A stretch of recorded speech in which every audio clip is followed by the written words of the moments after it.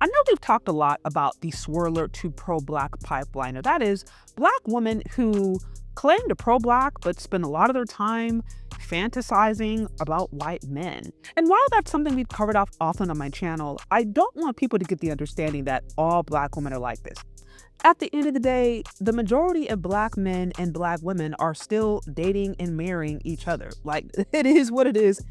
And in fact, you have black American women who are actually very vocal about their preference for not only black men, but for African men or men across the diaspora because they perceive them as being more masculine and patriarchal. I like African men. I like African men to the point where my mama be asking me like, that date you gonna ready to go on this weekend, is he African? And I be like, yeah. And I like him for a couple of reasons. The first reason is education. I ain't never been on a date with an African man who ain't at least have his bachelor's. It's always in business. The second reason is financial stability. I mean, I got my own money, of course, but who wants to be with a dusty? Number three, they gonna provide for you. That kind of runs into number two, but I gotta say it again. They gonna provide and they gonna protect you. Mixed signals? What's that? Because if he wants you, you're gonna know he wants you. And for them, that is actually a big plus. I mean, there's a whole algorithm of black women, black American women talking about their experiences with Africans, Nigerians, Cameroonians, Ghanaians, just African men in general. Take, for example, this stud who admitted that she would become femme and she would embrace her soft life if she ended up going to the continent. Just a thought. If I end up in Africa or Jamaica on my next trip, all this stuff flies out the window. I'm one of them niggas. And I don't care what y'all gotta say or if I'm gonna lose stud points, whatever. I know what kind of blouse I'm gonna get. I know what kind of bathing suits I'm gonna wear. I know everything of the such that I'm gonna do. Well, I'm gonna lose some points. I ain't a stud no more because I'm finna get broke down by one of them niggas in Africa. It ain't no way I'm gonna go out there and miss out on some kingdom motherland. Y'all crazy? Huh? What's wrong with y'all? Okay? So obviously not every black woman out here is trying to date a white man exclusively or is going out of her way to basically promote self-hatred. Like, there are obviously plenty of black women who still love their people. They still want to be with black men. And as I mentioned before, there are some who are actually very dedicated to being with African men or men from across the diaspora. So I ran across this video of a black American woman who actually talks about how her experience with a Nigerian man humbled her and how she had to be willing to let go of some of her own strong and independent ways in order to remain in a relationship with this Nigerian man whom she loves. So let's listen to what she has to say, and then I'm going to break it down. Sis, let me tell you, being with a Nigerian man will humble you real quick. The things that I thought were normal, I had to throw that away. Like, throw it all out the window. I'm independent. I don't need a man. Baby, listen, Nigerian men are not for that I don't need a man energy. In fact, tell a Nigerian man, I got this. I don't need your help. And watch him start rethinking the whole relationship. They're raised to believe that a man should provide, lead, and protect. So if you're always acting like you don't need him, he's going to let you be independent, aka alone. Let's talk about expectations. In America, we want roses, love notes, and cute texts. But Nigerian men, their love language is more like, have you eaten today? I'll send you an Uber. Forget the flowers. This man will make sure you're good. That's his love language. So don't be out here mad like, oh, he doesn't love me because he doesn't buy me flowers, he doesn't buy me gifts, he doesn't buy me that, which a lot of them will. But his first priority is making sure you're okay, like as an individual, as a woman, that you're okay mentally, emotionally, and physically. The American way of arguing, that's not gonna work. Sis, have you ever tried arguing with a Nigerian man? They will hit you with, I know like stress, and go silent. And then you'll be like, sir, hello? Hello? Hello? Or they'll switch it up mid-argument.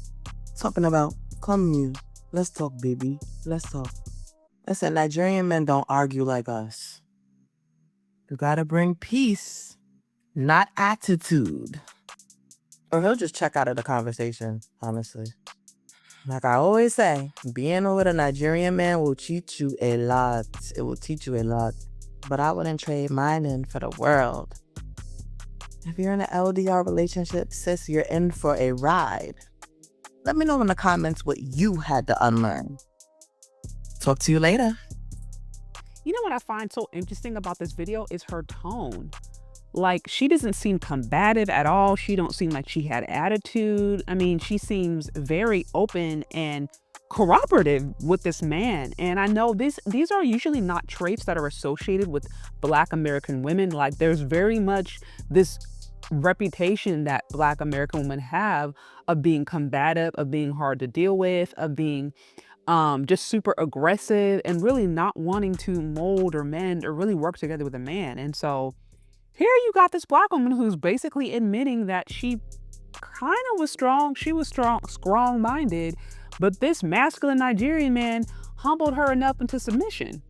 You know what I mean? That's crazy. And, you know, I just always wonder, like, how much of the BFF or the effery or the mess that we see going around in Black America would literally be taken care of if men were put in their proper place, like if masculinity was allowed to be exactly what it is. And that is one thing I can say that I really respect about just different African cultures that I've observed in general, just with some of my time in Africa and just being around some other ones. Like, the gender roles are still very strong and clear, right? And I'm not saying, and I understand that could still sometimes come with its own challenges, right? But I'm like, by and large, like, it's not a question of who is a man, who's a woman, what is a man doing, what is the responsibilities of a man, what's the father supposed to do, what's the mother supposed to do. Like, there are just still such a strong cultural understanding.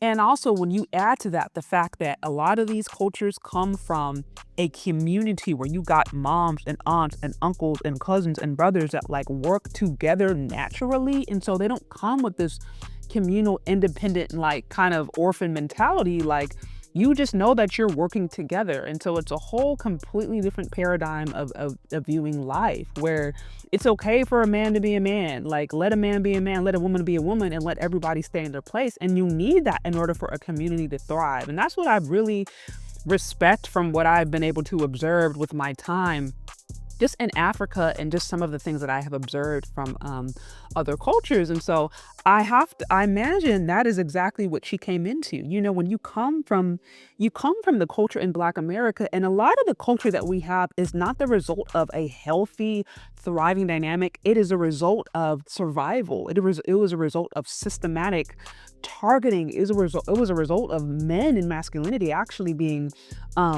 very much attacked, and the Black family being attacked, and Black women being put in places where they are hyper vulnerable or put in positions where they have more power or more access than they can even handle. And just, you know, just all these different things that really put Black America in a place that actually wasn't necessarily healthy and thriving. And so a lot of the different defense mechanisms are coming from that. They are defense mechanisms, but they are not the byproducts of a healthy, thriving community. And so this is very much, I think, the case for a lot of Black American women. This whole strong, independent mindset is a result of generations of women who felt like they had to do it themselves because either the men were taken from them, the men were not there, or they came from a broken family where they didn't know how to choose the right men, so they procreated with men who just weren't husbands, weren't fathers. And so there's just this cycle that ultimately needs to be broken. And it can be. I absolutely believe that it can be. And I believe that's actually something God is always willing to do. It's never too late for a person to change and be redeemed. But I think, you know, when you have, especially when you have Black people who have these experiences with other cultures where the family system and the family structure is still very much intact, that can actually be very healing. And for the right woman, and for a woman who is respecting of that or really loves the man, then she will get in line. She'll be submissive. And like I said, I don't think, y'all correct me if I'm wrong here, but I don't think some of these other cultures, these men are they're not doing the whole back talking. They're just not doing the foolery that some of us saw growing up. Like, it's just not gonna happen. So I thought this was very interesting. I mean, I know there's also countless black women who've talked about how Nigerian men and African men have played them. So I'm not going to sit here and put it in a pedestal and act like they're all perfect. I am just saying that we clearly see that black women are doing, we clearly see that. I'm just saying that there's something to be said about a culture that still very much has their family structure in place and isn't out here debating on what a woman is, a man is, and doesn't fear masculinity. I think that's actually a very beautiful trait. Anyways, y'all, what y'all think? What do you think about this whole video? Are you in relationship with somebody across the diaspora, or just a black person from a different country outside of America? Are you outside of America? You let me know down in the comment section. Thank you so much for listening. If you've gotten this far, be sure to like, share, subscribe, and we'll talk later, okay? Bye.